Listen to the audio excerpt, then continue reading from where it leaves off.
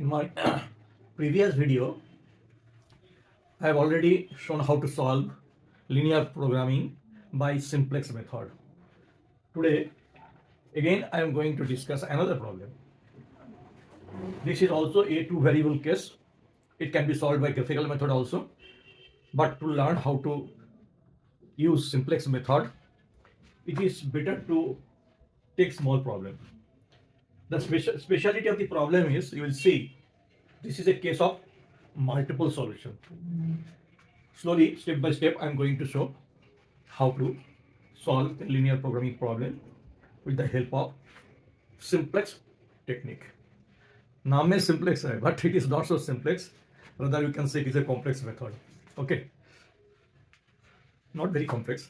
If you understand the iterations and steps, initially it may be complex to you, but when you will solve 2-3 problems, again it will be simplex. Okay, now I am going to start solution.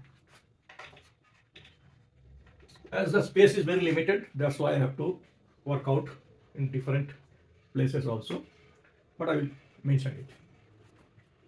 What is the first step? The first step is you have to convert all the inequalities to equalities as per requirement of slack variables, surplus variables, artificial variables. I will discuss all the variables at the appropriate place. As all the constraints in this case is less than type, that's why to make it equal, to convert it inequalities, you have to insert slack variables, not surplus, not artificial. That will discuss in different problems. Surplus variable will be used in the case of greater than is equal to type of inequality. And artificial variable will be used when the constant is in equal form to form the basis. That is identity matrix. That will be discussed later on. But this is a case of less than type. That's why it is very simple. You have to insert the slack variables. Okay. Now I'm going to start. First, convert the constraints, inequalities to equalities by inserting slack variables. From the first equation, you can write 6x1 plus 9x2 plus x3. x3 is the slack variables, is equal to 100. I have kept some spaces here. Why? That I will show you later on. When you convert the second equations, it can be written as 2x1 plus x2 plus x4. This is another slack variables, 20. Suppose you write it as 1a and this is 2a. Slack variables in this case is x3 and x4. Slack variables means what? The unutilized resources. This constant represents the resources, say manpower or any materials like that. This is the unutilized portion which are not being used. Less than, that means if you add something, only then it can be equal to 100. Only when you add something, then it can be equal to 100. That's why x3, the value of x3 will be from 0 to the difference of this 100 minus 6x1 plus 9x2. Is it clear? ये क्या है? ये इसका साथ कुछ add करोगे, ये तो लेस देन है ना, तभी तो 100 होगा. अगर ये बराबर 100 होता है तो x3 का वैल्यू 0 हो जाएगा. अगर ये बराबर नहीं है, then you have to add something. ये क्या ऐड करोगे? ऐड का वैल्यू हो जाएगा 100 माइनस दिस अमाउंट, तब जाके इक्वल होगा. सपोज करो कि this is 93, suppose this is 96x1 plus 9x2 293, तो इसके साथ फिर 7 ऐड करोगे तभी तो 100 होगा ना. तो x3 का वैल्यू हो गया 7. अगर ये बराबर होता है 6x1 plus 9x2 is 100, then x3 का वैल्यू हो जाएगा 0, लाइक दैट. तो x3 एंड x4 जो x3 greater than is equal to 0 and x4 is also greater than is equal to 0. ज्यादा से ज्यादा ये 0 से लेकर कोई भी पॉजिटिव वैल्यू. तो in this case it is unutilized resources. जो यूज नहीं हो रहा है, but for mathematical purpose we have to insert it, we have to add it for mathematical purpose, ठीक है। देन जबकि दो वेरिएबल आप inserted, then definitely it will affect your objective function. Then what will be the revised objective function that I am writing here? Just to use this space, the revised objective function ZOF means objective function. I am writing in short. In exam you may write in full form. 2000 x1 plus 3000 x2 plus इसका क्या effect है objective function पर? This is slack variables, that means it is unutilized variables. जबकि utilize नहीं हो रहा है, that means it can not contribute anything to the objective function. ये मैक्सिमाइज करना है, this is the objective function maximize this. तो 0 into x3 the coefficient will be 0 because कितना भी x3 का वैल्यू हो जाएगा, it will not contribute anything to your objective function. तो यूज ही नहीं हो रहा है ना, अनयूटिलाइज्ड है, पड़ा हुआ है गोडाउन में, exercise due to any engineering reasons. Similarly ये जो x4 है, ये भी अनयूटिलाइज्ड रिसोर्सेस है, स्लैक वेरिएबल्स। ऑब्जेक्टिव फंक्शन में इसका क्या इफेक्ट हो जाएगा? This is it clear? अब क्यों उसको गैप रखे? तो देखो, actually the purpose is we have to form a basis which is identity matrix.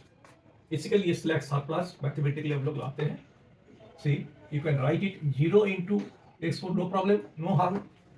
0 से किसी को भी मल्टीप्लाई करोगे तो 0 ही होता है। प्लस सिमिलरली 0 into x3, इसी तरह से पूरा इक्वेशन को कंप्लीट कर देते हैं। एक्चुअली इसमें एक मैट्रिक्स है। Initially I am showing you, but later on I not show you.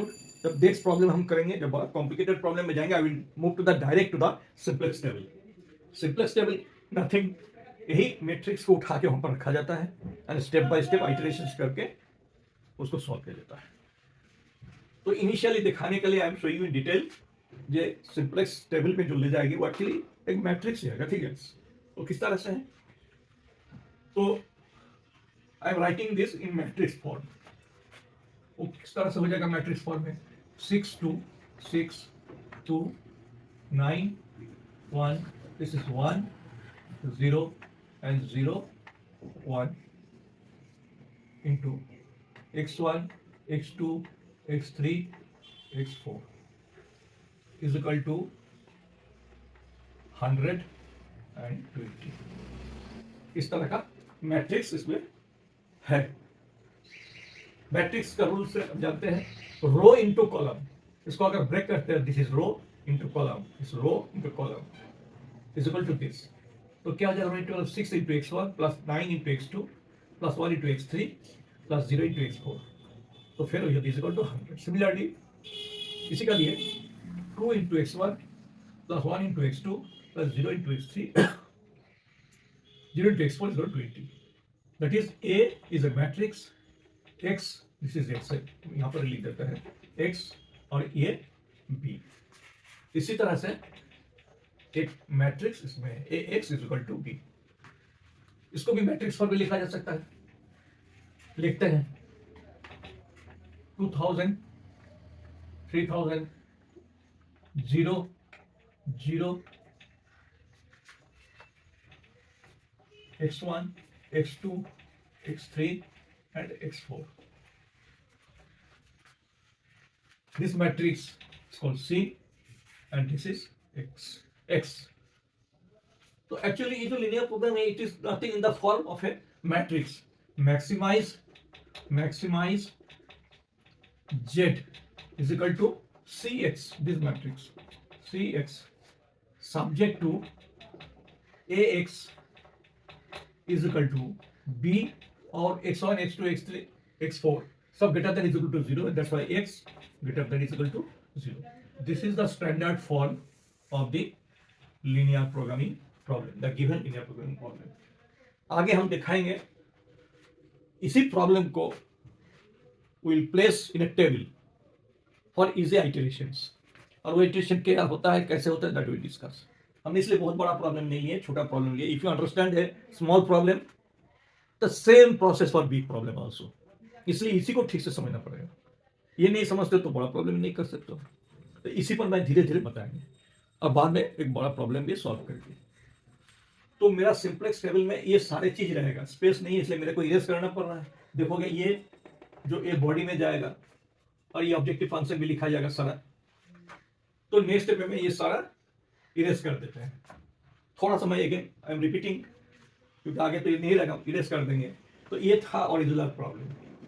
ये लीनियर प्रोग्रामिंग प्रॉब्लम है इसलिए कि सारा पावर जो है इसका 1 है, लीनियरली रिलेटेड है, लेस देन टाइप है।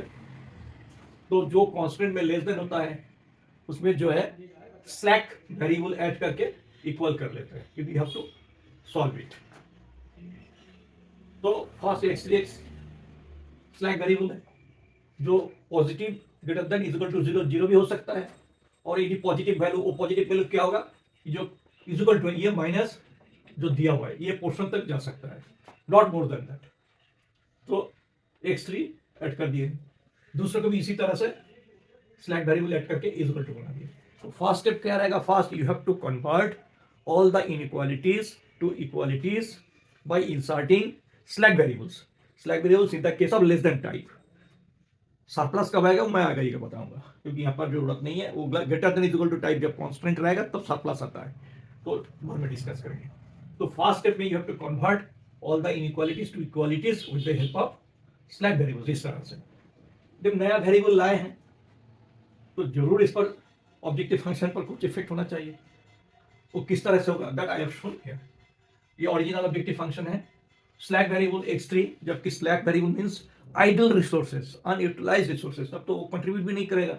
ये जो कोफिशिएंट है ये कंट्रीब्यूशन, जिससे कि प्रॉफिट का बात हो रहा है, जैसे प्रॉफिट पर यूनिट और इतना यूनिट प्रोडक्शन हो रहा है तो ये प्रॉफिट हो जाएगा। ये कंट्रीब्यूट करेगा, एक यूनिट के लिए इतना प्रॉफिट कंट्रीब्यूट कर रहा है। But slack variables idle resources है, वो तो कोई कंट्रीब्यूट नहीं कर पाएगा। That's why 0 into x3 0 into x4।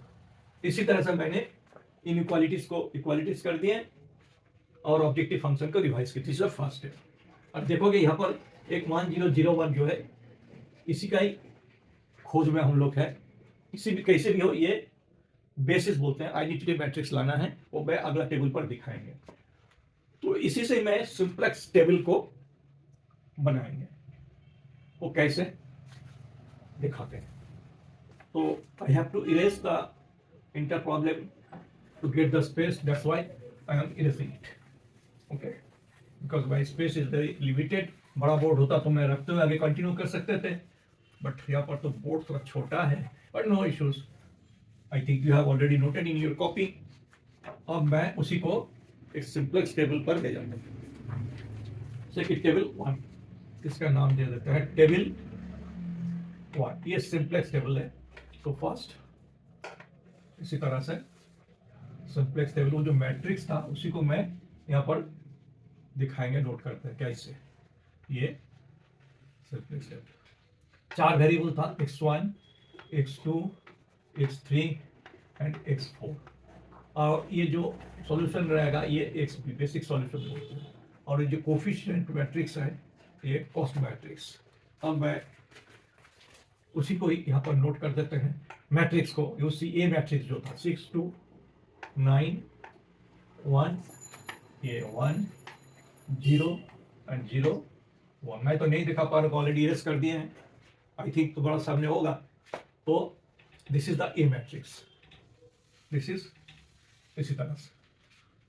और जो ऑब्जेक्टिव फंक्शन का मैट्रिक्स था सी, वो क्या था 2000x जो लिखे थे, दिस इज 2000, दिस इज 3000 और ये 0 एंड 0 इसी तरह से। अब प्रॉब्लम क्या है, प्रॉब्लम है कि तुम्हारा सामने 2 इक्वेशन है, 4 वेरिएबल है, तो यूनिक वे में you can't solve it. Maximum 2 variable 2 equation जो है यूनिक वे में यू कैन सॉल्व इट। तो क्या करोगे, यहाँ 4 वेरिएबल है, बाई फोर्स तुमको आधा 2 वेरिएबल को 0 करना है। Only then you can get the unique solution. That is the problem. अभी किसको करोगे, 4 वेरिएबल, किसको मैं 0 बनाएंगे, 0 लिखेंगे। इसमें एडवांटेज है, जिसमें 1001 लगा हुआ है इसको रखना है ऑलवेज। इससे एडवांटेज है, you can easily solve the solution. कैसे? तो इसी को देखो, मैं इसको रखते इसको जीरो कर देंगे, x1 equal to zero, x2 equal to zero मान के चलते हैं। तो x3 एंड x4 ये जो दोनों है इसको मैं मैट्रिक्स फॉर्म में 1 0 0 1 इस तरह से x3 x4 ये इज इक्वल टू क्या रहेगा जो दिया हुआ है 120 जो कांस्टेंट था 100 120। एक बार मैं दिखा रहा हूँ आगे, मैं इसको डायरेक्ट कर देंगे। तो ये सारे चीज को इक्वेशन को मैं इस तरह से लिख सकते हैं। क्यों? मैंने x1 is equal to 0 and x2 is equal to 0 ये एज्यूम कर लिया। तो ये मैं क्यों उसको एज्यूम कर लिया? तो बाकी इसको रखना है। You can solve it easily directly कि रो इनटू कॉलम। अगर रो से कॉलम को करोगे तो x3 into 1 1 to x3 plus 0 into x4 row into column is equal to 100। तो क्या हो जाएगा? x3 is equal to 100। इसी तरह से रो इनटू कॉलम x4 क्योंकि 0 into x3 plus 1 into x4 1 into x4 तो इज इक्वल टू 20। तो मेरा सॉल्यूशन हो जाएगा x3। यहाँ पर जो है सॉल्यूशन को लिखा जाता है x3 is equal to 100, x3 is equal to 100 और x4 इज इक्वल टू 20। इस तरह से सॉल्यूशन निकल गया। नाउ ऑब्जेक्टिव फंक्शन z का भी तो वैल्यू निकालना पड़ेगा। तो z का वैल्यू क्या हो जाएगा इस स्थिति में? z हो जाएगा 0 2000 इंटू x1 तो 0 है, 2000 into 0 plus 3000 into 0 plus x3 100 coefficient 0 है तो 0 इंटू 100 प्लस x4 20 है तो 0 इंटू 20। तो अल्टीमेटली z का वैल्यू 0 आ रहा है। तो इनिशियली z का वैल्यू जो अगर हम लोग लिखते हैं तो ये 0 आ जाएगा। अच्छा, यह कोफिशिएंट कॉस्ट मैट्रिक्स का लिखा जाता है CV, जो x3 का कोफिशिएंट है दैट मींस 0, ये कोफिशिएंट 0 और x4 का कोफिशिएंट कॉस्ट यहाँ पर लिखा जाएगा। इस तरह से हम लोग टेबल पर सारा वैल्यू को लाते हैं। Again I am repeating. तो in this case we are assuming say x1 is equal to 0 and x2 is equal to 0 only, then you can solve it। तो एक आइडेंटिटी मैट्रिक्स आ जाएगा 1001 से और इसको सॉल्व करते हैं तो x3 का वैल्यू आ जाएगा 100 you will get and x4 will be 20 and this is the coefficient। and if you find the objective function value z by putting x1 is equal to 0, x2 is equal to 0, x3 is equal to 100 and x4 is equal to 20, then you will get the value of objective function 0। क्या ये best है? It is your requirement? No। How will check it? You will stop here or not? यहाँ से iteration start हो रहा है तो ये solution आ गया कि नहीं? How will understand? ये net evaluations लोग बोलते हैं, net evaluations इसी पर लिखा जाएगा z इसको बोलते ZJ माइनस CJ। ये सारे वैल्यू अगर ZJ माइनस CJ अगर greater than is equal to 0 होता है तब जाके you will reach to the optimum ZJ minus CJ। यहाँ पर लिखा है ये निकालेंगे। How you will find out ZJ minus CJ? CJ is this column. एक एक करके दिखाते हैं। फर्स्ट इसको दिखा रहे हैं। तो ZJ कैसे निकलेगा? This into this plus this into this और minus CJ means this is CJ। तो यहां पर क्या लिखा जाएगा? तो फास्ट ये रफ में दिखाना है। आई इरेज इट, हमने उनको मिटाना स्पेस का लिए करके दिखाते हैं। 0 इंटू 6 प्लस 0 इंटू 2 0 इंटू 2 जो टोटल हो जाएगा minus CJ means C1 minus 2000 and this will be equal to minus 2000। तो यहाँ पर लिखा जाएगा minus 2000। It is clear? Same process for this column. तो 0 इंटू 9 ये प्रोसेस को बढ़िया से you keep in your mind. Same steps you have to follow for all the problems. इसलिए बोल रहा है कि initially it may be a complex for you, जबकि बहुत सारे आइटरेशंस है, लेकिन एक बार माइंडसेट में आ जाएगा then it will not at all any problem, क्योंकि similar process is being done. मेरे को प्रॉब्लम नहीं होता है इसलिए कि आई एम इन प्रैक्टिस, तो प्रैक्टिस करना पड़ेगा। तो for this column 0 into 9 plus 1 into 0 0 into 1 this is ZZ minus CZ means this 3000 कितना आ रहा है -3000 तो राइट दिस -3000 सिमिलरली इस कॉलम का लिए 0 into 1 plus 0 into 0 0 into 0 minus 0 that means this is 0 in similar process also 0 इस तरह से this is called index row net evaluations you can also call this as index row why index because ये तुमको बताता है कि you have reached to the optimum or not तुम्हारा सारा प्रॉब्लम सॉल्व हो गया कि नहीं तो रूल क्या है कि जो ZJ माइनस CJ दिखा रहे हैं एक ग्रेटर देन इक्वल टू होना चाहिए फॉर ऑप्टिमम फॉर हमने लिख देते हैं for optimum in this case maximization is this is the condition क्या हुआ है यहाँ पर नहीं हुआ ये नेगेटिव आ गया यहाँ नेगेटिव आ गया 0 0 अगर ये पॉजिटिव आता ये भी पॉजिटिव है तो मैं रोक देता हूँ क्योंकि मेरा काम खत्म मेरा सॉल्यूशन हो गया बट ऐसा नहीं हुआ अगर एक भी नेगेटिव रहता है तो you have to proceed further यहाँ पर एक बात बता देते हैं in several books you will see थोड़ा उल्टा करके लिखा है CJ को पहले लिखता है ZJ को अलग जैसा मैंने ये पहले कैलकुलेट किया माइनस किए पहले ये दिस माइनस दिस इससे कोई हार्म नहीं है कोई एक मेथड लेके चलोगे तो I am taking this method I will use same process step by step तो फर्स्ट टेबल का काम हो गया तो you have not reached the optimum आपको आगे जाना है तो हाउ यू विल कंटिन्यू तो इसका कोई जरूरत नहीं मैं इसको इरेज कर देता हूँ इसका वैल्यू तो मैंने लिख लिया I think it is clear ये कैसे आया again I am repeating this into this plus this into this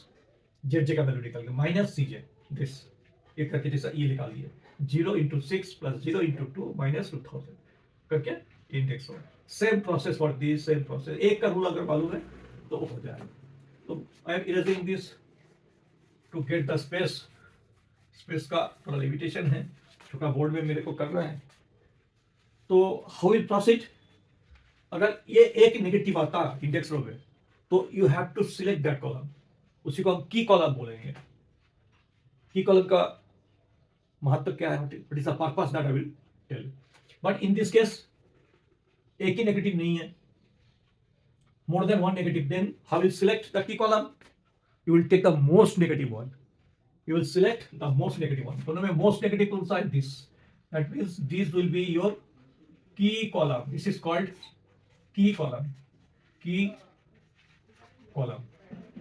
हमने मोस्ट नेगेटिव क्यों लेते हैं क्यों नहीं इसको लेते हैं क्योंकि ये लेंगे तो your iteration will be increased क्योंकि इससे लेंगे तो मैं एकदम बैक्सपीड का नजदीक पहुंच जाएंगे और यहाँ से शुरू करेंगे नेगेटिव से फिर हो सकता है 2500 2800 करते करते 3000 जाना पड़ेगा तो हमने अननेसेसरी स्टेप्स क्यों बढ़ाएंगे इसलिए you take the most negative one and it is called key column का मतलब क्या है it is very important variable जो डिसीजन में आएगा all these are the decision variables ये वेरिएबल्स अभी तक जो डिसीजन मीन्स जो तुमको फायदा देगा जो ऑब्जेक्टिव फंक्शन में यूज हो बेसिक वेरिएबल्स तो ये जो x3 x4 लिखे ये इनएफिशिएंट वेरिएबल है ये ठीक नहीं है इसको इंप्रूव करना है तो इंप्रूव कैसे होगा अगर इसको मैं डिसीजन में लाएंगे then your maximum your objective function will be increased देखोगे आगे z का वैल्यू बढ़ जाएगा नेक्स्ट स्टेप में तो इसलिए बोले इसको नहीं तो इसको लो ये तुमको ज्यादा फायदा देगा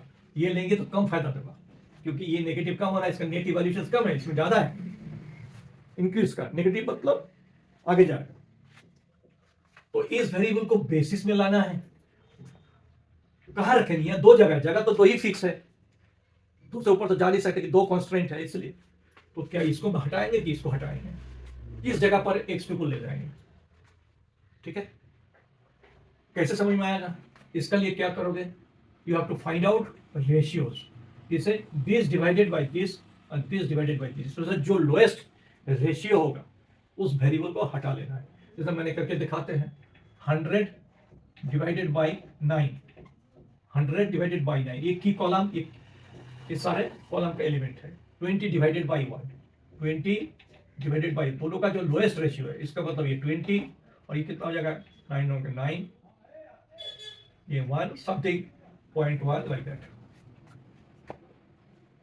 व्हिच इज लोएस्ट दोनों रेशियो में ये लोएस्ट है तो दिस इंडिकेट कि तुमको इसको हटाना है और वहां पर इसको लाना है। I think it is clear, क्योंकि पहला प्रॉब्लम है, शुरू का प्रॉब्लम है, इसलिए मैंने बहुत स्लो बता रहे हैं। आगे जाके मैं इसको फास्ट कर देंगे। एक बार फिर रिपीट कर देते हैं क्या कर रहे हैं।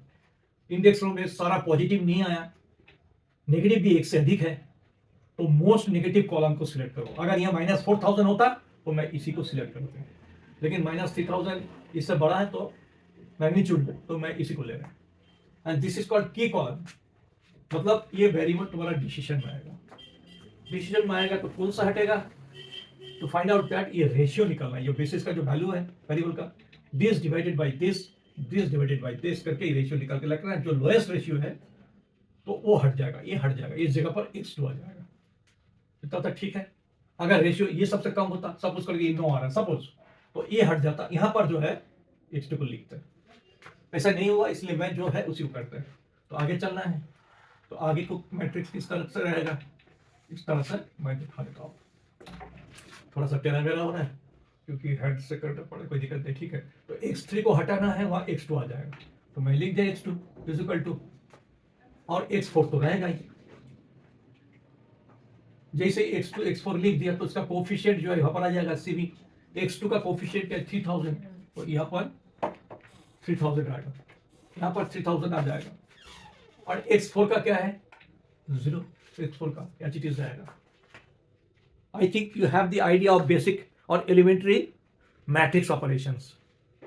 तो हम लोग जानते हैं किसी रो का अगर दोनों साइड में अगर एक ही चीज से डिवाइड करते हैं, मल्टीपल करते हैं, कुछ भी करते हैं, तो कोई फर्क नहीं पड़ता, देयर इज नो डिफरेंस। तो रो ऑपरेशन में ही चलता है, यू कैन डू इट। कोई भी फ्रैक्शन से दोनों साइड्स मल्टीप्लाई कर दिए हैं, लेकिन दोनों साइड करना पड़ेगा, तो then there is no problem. तो यहाँ पर भी मैं वही कर रहे हैं। तो इस एलिमेंट को जब ये हटाना है, इसको बोलते हैं की एलिमेंट में यहाँ लिख देते हैं की, कभी कभी पूछा भी जाता है की एलिमेंट। तो व्हाट यू विल डू, क्योंकि तुमको लाना है 1001 इस तरह से लाना है, बेसिस माइंड में है, तो इसी को मैं 1 ला सकते हैं आसानी से। जैसा 1001 था ना पहले, ये बेसिस तो बेस्ट नहीं बना, चेंज करना पड़ा, तो आगे जो हो जाएगा तो यहाँ पर मैं 1 इजीली ला सकते हैं। कैसे, एंटायर रो को मैं इससे डिवाइड कर दूंगा। अभी अभी मैं बोले हैं, आई हैव ऑलरेडी डिस्कस्ड, किसी भी रो को दोनों साइड अगर सेम एलिमेंट से डिवाइड करते हो, मल्टीप्लाई करते हो, कुछ भी करते हो, तो कोई फर्क नहीं पड़ता है। That's why I am dividing the entire row by 9। तो फायदा मेरा क्या हो जाएगा, यहाँ 1 मिल जाएगा ना, 1001, हमको 1001 से मतलब है, तभी मैं आगे बढ़ सकता हूँ, बेसिस बना सकता हूँ। इसलिए इस फायदा के लिए 9 से मैं एंटायर रो को डिवाइड कर दिया। पहले मैंने 1 लिख दिया, ये 6/9 को मैं थोड़ा ठीक करके लिख दूंगा बाद में। 100/9, 9 से डिवाइड कर रहे हैं ना, 1/9 and 0/9 means 0। What I have done here, entire row को मैंने की एलिमेंट से डिवाइड कर दिया। अभी 6/9 का मतलब क्या होता है, 3 दूना 6, 3 3 9, इसलिए I am writing here in place of this 2/3। I think no problem, okay.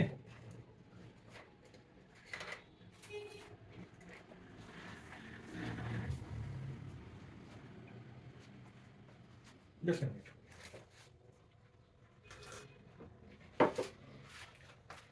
Entire row को मैंने 9 से डिवाइड कर दिया। The reason is very clear, क्योंकि तुमको यहाँ पर 1 0 बनाना है, तभी जाके बेसिस बनेगा। 9 से डिवाइड करते हैं तो कोई फर्क नहीं पड़ेगा, मैं दिखा दिया।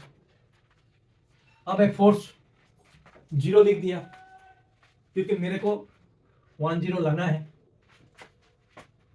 अब ये 0 कैसे बनाएंगे, 0 कैसे बनाएंगे, क्या करोगे, ये जो ओल्ड रो है यहाँ पर 0 करना है, रो ऑपरेशन का थ्रू मैं इसको 0 बना सकते हैं। कैसे, मैं थोड़ा यहाँ वर्किंग्स नीचे दिखा रहा हूं, बाद में मिटा देंगे। I will erase it later on, for the time being I am using this page as a rough work. The old row, क्योंकि I have to change this row, I don't know क्या होगा। तो ये old row को, this is the very easiest way. हमने कोई complicated engineering books में थोड़ा सा डिफरेंट फॉर्मेटाइजेशन किया हुआ है, but this method is 100% tested, तो वो कोई डर नहीं है, it is correct. Row operations we are doing, तो ओल्ड रो को लिख देते हैं 20 2 1 0 and this is rough work है।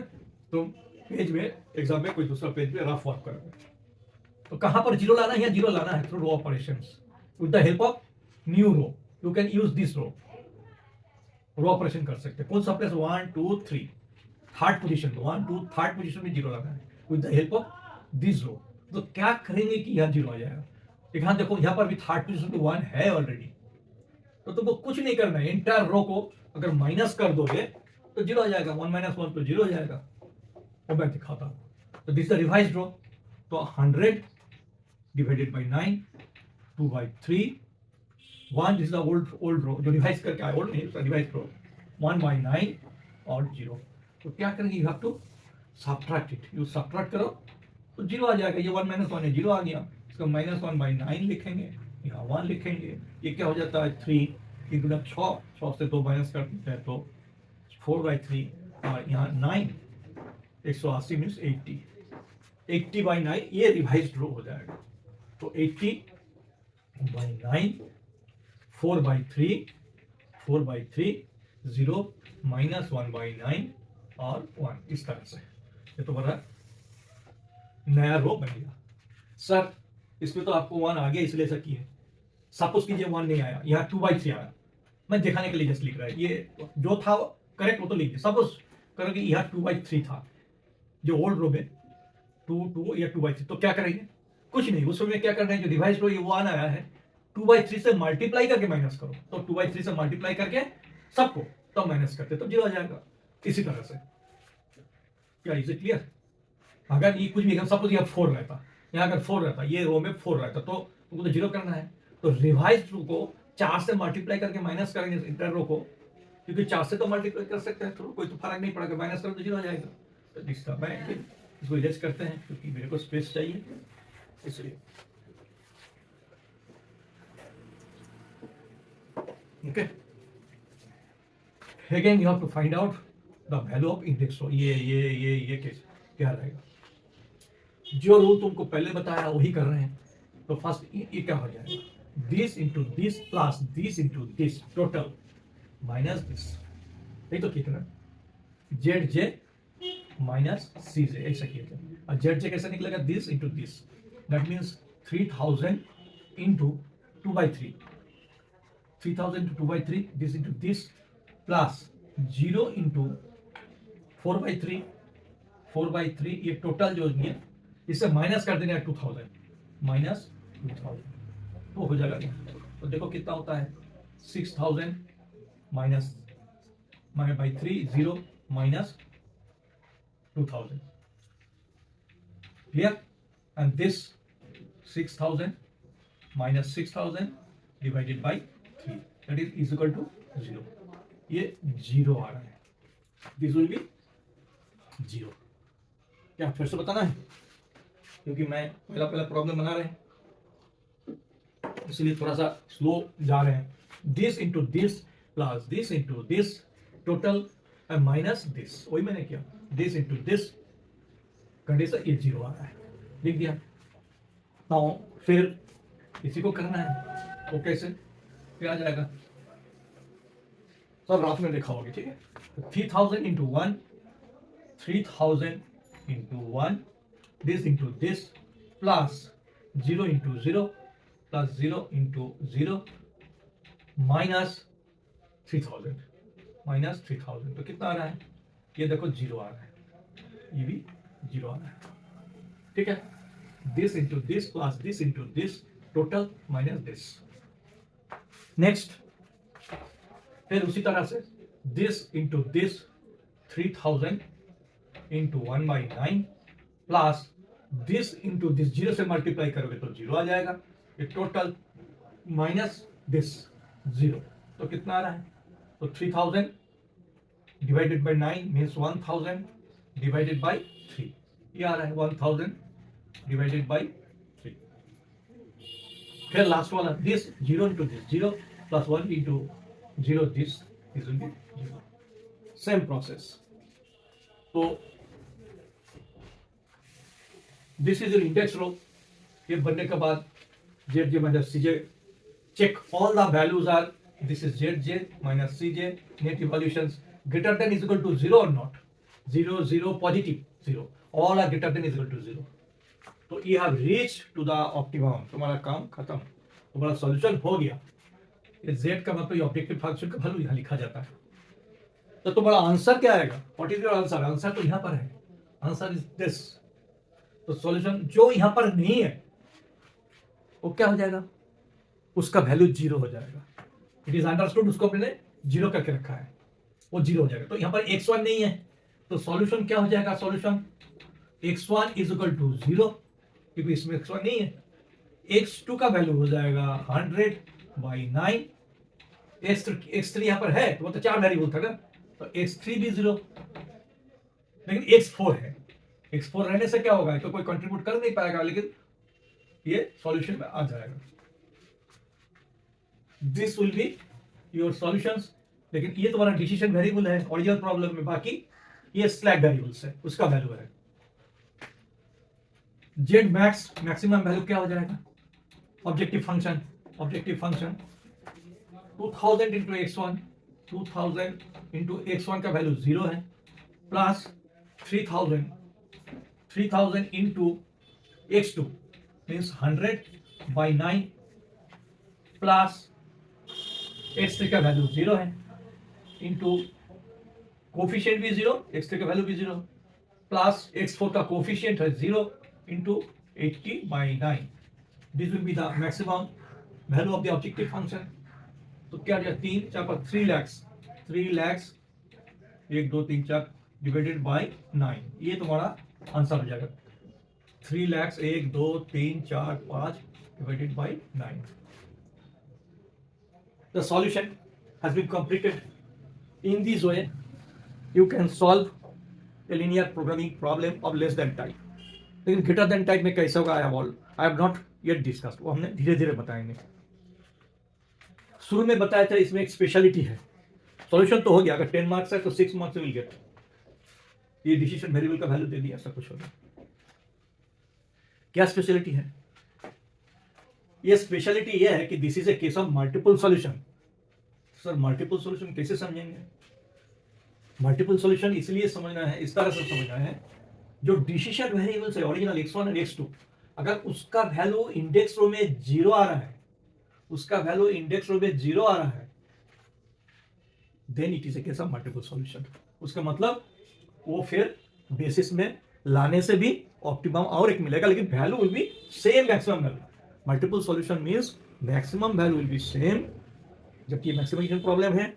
अगर मिनिमाइजेशन प्रॉब्लम होता तो ऑप्टिमम मिनिमाइजेशन वैल्यू सेम, और different set of decision variables का वैल्यू मिलेगा।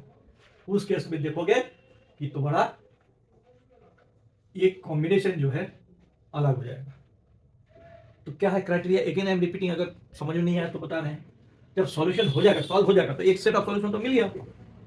नाउ चेक, तुम्हारा जो डिसीजन वेरिएबल्स प्रॉब्लम में दिया गया था x1 और x2, उसका वैल्यू अगर इंडेक्स रो का वैल्यू 0 आता है, then it is a case of multiple solution.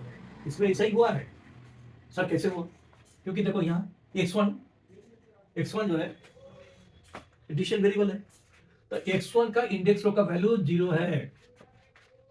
This indicate this is a case of multiple solution. तुमको और एक सॉल्यूशन निकालना पड़ेगा, नहीं तो मार्क्स कट जाएगा। ये क्लियर? तो सर कैसे निकालेंगे?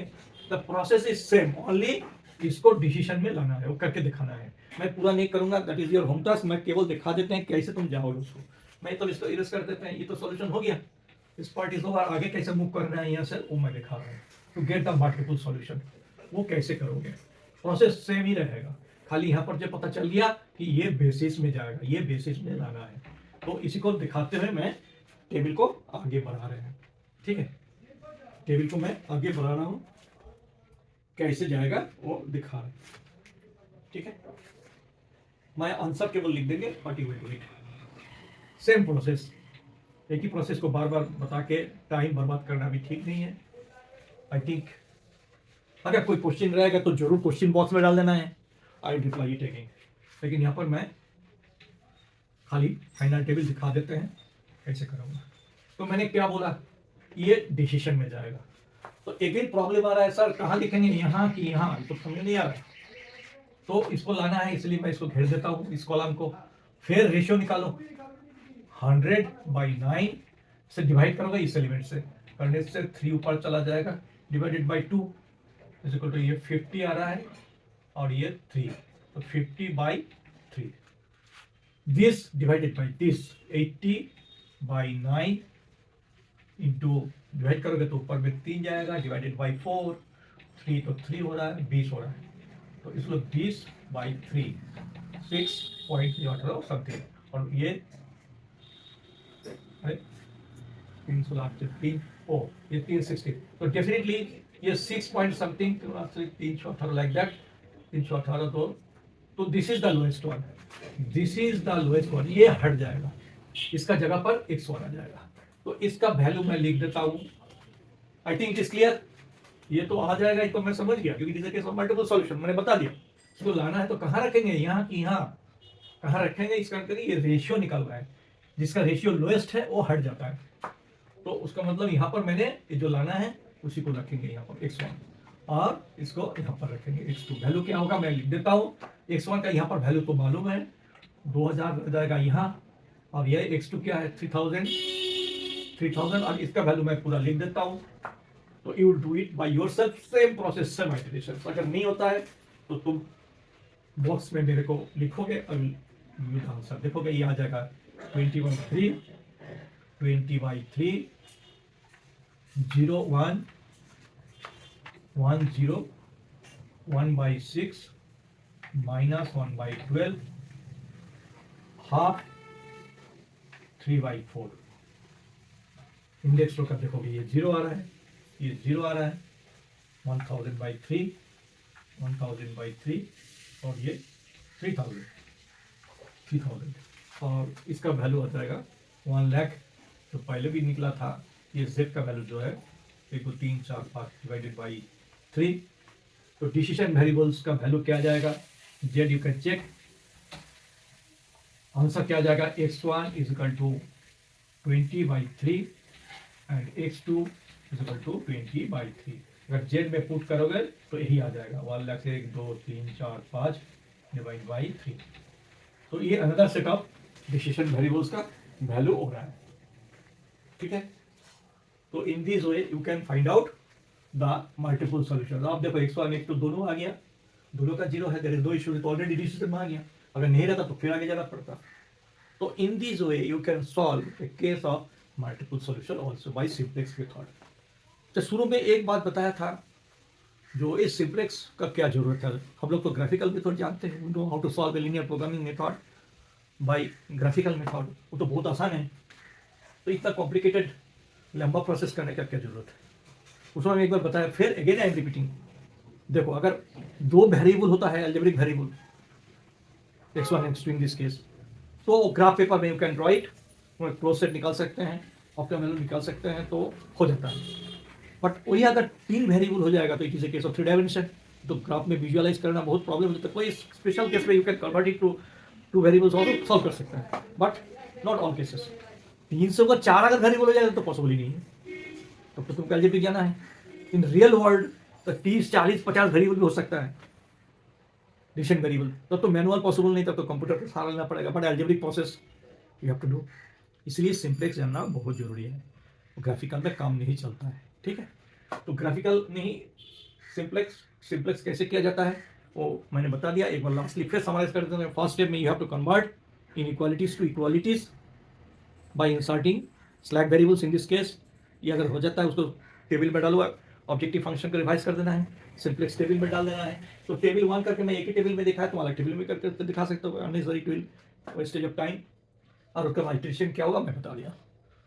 तो इसका बाद में मैं मिनिमाइजेशन केस दिखाएंगे, एक साथ सब दिखाएंगे तो गड़बड़ हो जाएगा। तो next day I will solve a minimization problem, तब मैं दिखाएंगे मिनिमाइजेशन सॉल्व करने का भी डिफरेंट तरीका है, बीगम टेक्निक्स है, 2 स्टेप्स मेथड्स है, तो मैं वहाँ पर बताएंगे। तो समझ में आया। तो this is all about your simplex method to solve linear programming problem. अगर कोई भी कंफ्यूजन हो, you please mention in the comment box, I will definitely reply for that, I will be glad rather to answer that. और अगर अच्छा लगे तो एक लाइक भी दे देना। Thank you very much.